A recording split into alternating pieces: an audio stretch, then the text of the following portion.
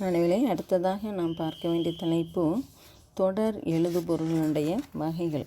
உன்னுடைய book page number 61 61வது பக்கத்தில் தொடர் எழுதுபொருளுடைய மாதிரி படியும் போட்டிருப்பாங்க. பார்த்துக்க, இந்த தொடர் எழுதுபொருளுடைய வகைகளை பற்றி பார்க்க போகிறோம். 3 வித வகைகளை பற்றி பார்க்க போகிறோம். அதாவது இந்த படிவங்களின் வடிவமைப்பு மற்றும் உற்பத்தியை பொறுத்து படிவங்கள் எவ்வாறு நம்ம தயாரிக்கிறோமோ அதற்கு ஏற்றாற் போல் தொடர் எழுதுபொருளை நம்ம 3ஆக பிரிக்கிறோம். ஃபஸ்ட் ஒன் உருளை எழுதுபொருள் அப்படின்னு சொல்லி கொடுக்கப்பட்டிருக்கோம். பாருமா, இந்த உருளை எழுதுபொருள் அப்படின்னு சொல்லும்போது உனக்கே தெரியும், பேரே நமக்கு இண்டிகேட் ஆகுது இல்லையா. உருளை அப்படின்னு சொல்லும்போது என்னச்சுன்னா ரோல் டைப்பு இல்லையா, ரோலர் டைப்பில் இருக்கும்.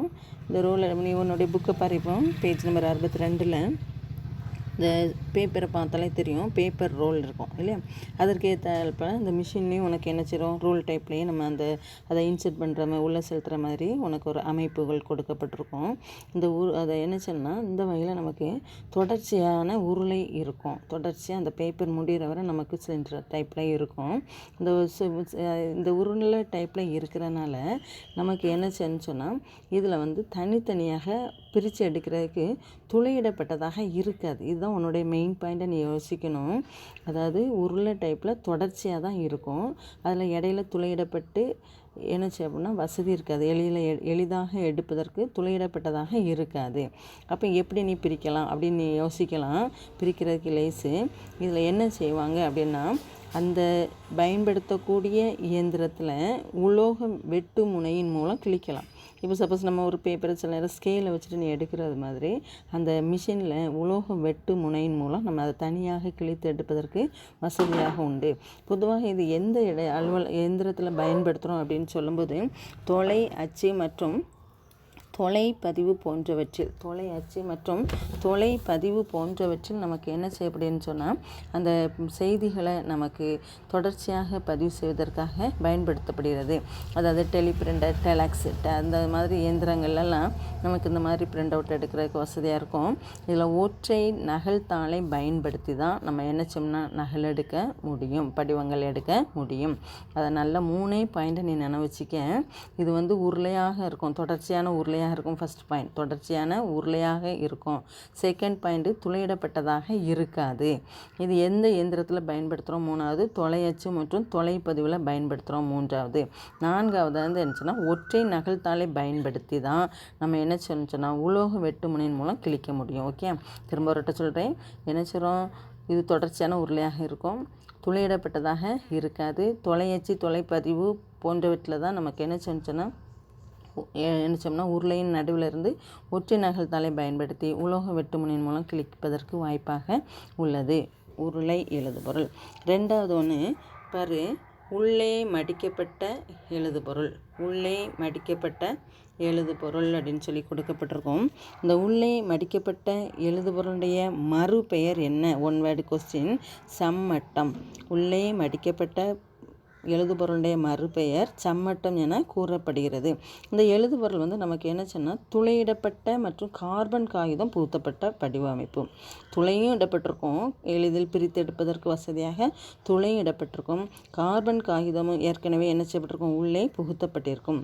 நல்லா தெரிஞ்சுக்க, உருளை எழுதுபொருள் என்ன இருக்காது, துளைகள் இருக்காது. காகிதத்தாலும் வைக்க மாட்டோம், கார்பன் கத்தாலும் வைக்க மாட்டோம். அது என்னது, ஒற்றை நகல்தாள்.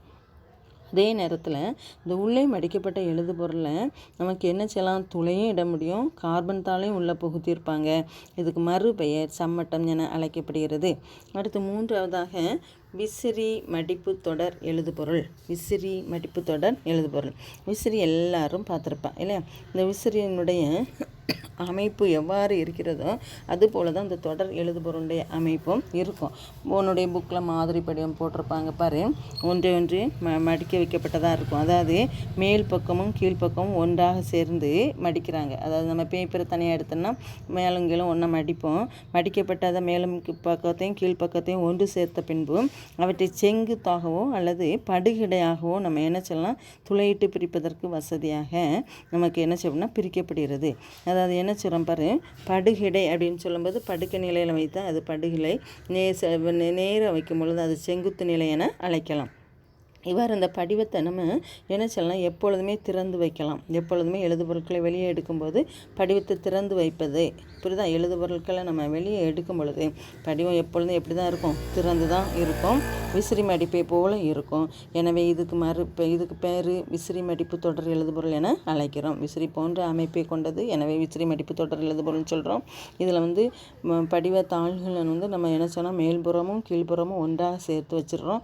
சேர்த்து வச்ச பின்பு அவை செங்குத்து நிலையிலையோ அல்லது படுக்கை நிலையிலையோ வைத்து துளையிடப்பட்ட வகையில் பிரித்து எடுப்பதற்கு வசதியாக இருக்கிறோம். இந்த படிவத்தை எப்பொழுதும் நமக்கு என்ன சொன்னால் திறந்தே வைக்கிறோம். விசிறி மடிப்பு தொடர் என்று அழைக்கப்படுகிறது. ஓகே, இப்போ மாணவிகளே, தொடர் எழுதுபொருளினால் ஏற்படும் பயன்கள் யாவை? தொடர் எழுதுபொருளினால் ஏற்படக்கூடிய பயன்கள் யாவைன்னு சொல்லி பார்க்குறோம். இதில் பயன்கள் அப்படின்னு சொல்லும்போது உனக்கு என்ன அப்படின்னு சொல்லி கொடுக்கப்பட்டிருக்கும். பயன்கள், அதுக்கு கீழே உனக்கு நன்மைகள்ங்கிற தலைப்பிலே உனக்கு கொடுக்கப்பட்டிருக்காங்க. இந்த தொடர்ச்சியான எழுதுபொருளுடைய பயன்கள் என்ன அப்படின்னு சொல்லும்போது, புத்தக தொகுப்பு, கணக்கியல் இயந்திரம் மற்றும் துளையிடப்பட்ட மற்றும் அட்டவணைப்படுத்தப்பட்ட அட்டை போன்றவற்றில் நமக்கு என்ன சொல்லலாம், அச்சிடுவதற்காகவும் பயன்படுத்தப்படுகின்றன. பல நகல்கள் எடுக்கவும் பயன்படுத்தப்படும். அந்த பேராகிராஃப் உனக்கு அவசியம் இல்லைம்மா. அதுக்கு கீழே பாரு, தொடர் எழுதுபொருளினால் ஏற்படும் நன்மைகள்னு சொல்லி கொடுத்துருக்காங்களா. தொடர் எழுதுபொருளினால் ஏற்படும் நன்மைகள். இதில் உனக்கு நன்மைகள் 3 பாயிண்ட் கொடுக்கப்பட்டிருக்கும். தொடர் எழுதுபொருளினால் ஏற்படும் நன்மைகள் 3 பாயிண்ட்டாக கொடுத்துருக்காங்க பாரு. ஃபஸ்ட்டில் தொடர் எழுதுபொருள்னால நம்ம என்ன செய்யணும்னா படிவங்களை ஒன்றாக சேர்ப்பது நமக்கு எளிதாக இருக்குது.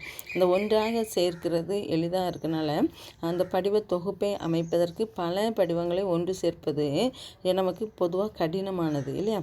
அதே நேரத்தில் நமக்கு ஒரு வேலை சோர்வுகளையும் உண்டாக்கும். எனவே பணியாளர்களை அதாவது தட்டச்சலருடைய சோர்வுகளை நீக்கி பணி எளிதாக முடிக்கப்படுவதனால் நேரம் மிச்சப்படுத்தப்படுகிறது. இந்த தொடர் எழுதுபொருளினால் ஏற்படக்கூடிய நன்மை, படிவ தொகுப்பை அமைப்பதற்காக பல்வேறு விதமான படிவங்களை நம்ம ஒன்றாக சேர்த்து அதை அரேஞ்ச் பண்ணுறதுக்கு சலிப்பாக இருக்கலாம், கஷ்டமானதாக இருக்கலாம். இந்த சூழ்நிலையில் அந்த சோர்வையும் கஷ்டத்தையும் தவிர்த்து பணியாளர்களுடைய நேரத்தை மிச்சப்படுத்தப்படுகிறது. பணியாளர் யார்? தட்டச்சர். மெயினாக தொடர் எழுதுபொருள்கள் அதாவது படிவங்களை பண்ணிக்கிறது ஒரு எழுத்தருடைய பணியாக இருக்கும் அல்லது தட்டச்சருடைய பணியாக தான் இருக்கும். எனவே இந்த படிவ தொகுப்பை அமைப்பதற்கு பல்வேறு படிவங்களை ஒன்று சேர்த்து அவற்றை தனித்தனியாக பிரித்து சலிப்பாக தோணலாம் அல்லது கஷ்டமாக தோணலாம். இந்த சூழ்நிலையில் தட்டச்சருக்கு நேரம் என்ன சேமிக்கப்படுகிறது. செகண்ட் பாயிண்ட் வேகமான பயன்பாட்டிற்கு உதவும். இயந்திரங்களுடைய வேகமான பயன்பாட்டிற்கு உதவுகிறது. மூணாவது பாயிண்டில் நம்ம என்ன சொல்லலாம்னு சொன்னால், பணியானது திறம்பட செய்ய முடியும். ஏன் அப்படின்னு சொல்லும்போது எல்லா வேலைகளையும் தவிர்த்து நேரத்தை மிச்சப்படுத்திடுறாங்க. ஃபஸ்ட்டு பாயிண்ட்லேயே நம்ம அதை தான் பார்த்தோம். இந்த தொகுப்பை ஒவ்வேறு விதமான படிவங்களுடைய தொகுப்பை அவங்க ஒன்றாக சேர்க்கக்கூடிய வேலையெல்லாம் யாருக்கு இல்லை? தட்டச்சருக்கு வேலை இல்லை. எனவே அவங்களோட நேரம் மிச்சப்படுத்துறதுனால அந்த பணி திறம்பட நமக்கு என்ன செய்யணும்னா நிறைவேற்றி கொள்ள முடியும். அடுத்ததாக படிவ தொகுப்பினுடைய தொடர் எழுதுபொருளினால் ஏற்படக்கூடிய தீமைகள். தொடர் எழுதுபொருளினால் ஏற்படக்கூடிய தீமைகள் அப்படின்னு சொல்லி பார்க்குறோம். இந்த தொடர் எழுதுபொருளால் ஏற்படக்கூடிய தீமைகள் 4 கொடுத்துருக்கோம். பாருமா, ஏற்கனவே நம்ம அந்த தொடர் எழுதுபொருளை மடிக்கப்பட்டு படுக்கை நிலையிலோ அல்லது செங்குத்துணிலோ திறந்த வழியில் வச்சிடுறோம். கார்பன் காப்பி எல்லாமே இன்சர்ட் பண்ணிடுறோம். எனவே எந்தவித மாற்றங்களோ அல்லது திருத்தங்களோ செய்வது கடினம். செகண்ட் பாயிண்ட் பார்த்தேன்னு சொன்னால், அந்த நகல் எடுக்கிறோம், அந்த மேலே தட்டச்சு இயந்திர உருளையின் அழுத்தத்தினால படிவங்கள் வீணாகும். நகல் எடுக்கும் பொழுது உருளையினுடைய அழுத்தத்தால் படிவங்கள் என்ன செய்கின்றன? வீணாகின்றன. மூணாவது பாயிண்ட் பார்த்தேன்னு சொன்னால், நகல்களை நம்ம சரியான முறையில் இன்சர்ட் பண்ணலை அப்படின்னு சொல்லும்போது அதை கலைந்த நிலைன்னு கொடுத்துருக்கோம். கலைந்த நிலை என்பது கசங்கி போடுறது இல்லையா. சரியானபடி நகல் வைக்கும்போது கார்பன் ஷீட் மடிச்சிருக்கோம்னா கீழே பிரிண்ட் ஆகாது. மடிச்சு வச்சுருக்கும்போது அந்த பேப்பர்ஸ் எல்லாம் கசங்கிறதுக்கு ஒரு சூழ்நிலை ஏற்பட்டுரும் இல்லையா.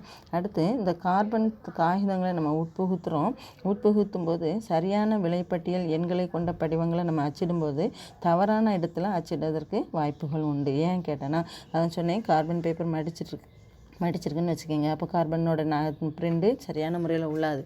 அப்போ அந்த பிரிண்ட் வேறொரு பக்கத்தில் உள்ள சூழ்நிலையும் ஏற்படும் என்பது தீமைகள் ஆகும்.